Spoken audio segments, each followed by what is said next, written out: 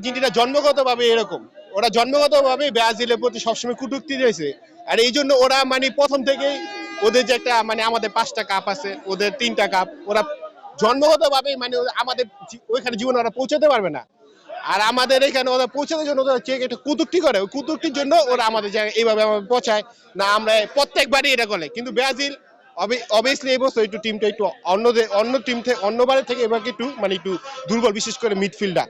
তারপরে বলা যাচ্ছে আমরা আর্জেন্টিনা থেকে আগায় থাকবো, এটা 100% শিওর, এটা আমি 100% শিওর বলতেছি। আর্জেন্টিনা থেকে আমরা আগায় থাকবো, ওরা যদি ফাইনাল খেলে আমরা কাপ নেবো, শেষ কথা।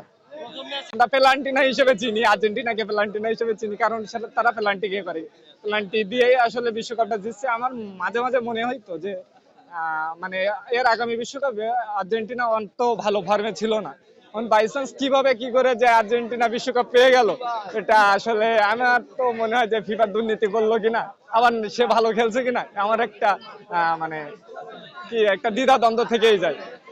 তো এটাই। আমি হচ্ছে প্রথমত ব্রাজিলের সমর্থন করি, এবং প্রথমে যেটা বললেন যে সবাইকে আমি হচ্ছে বিনামূল্যে হচ্ছে মানে এটা এঁকে দিয়েছি প্রায় 10:30 থেকে এখনো পর্যন্ত।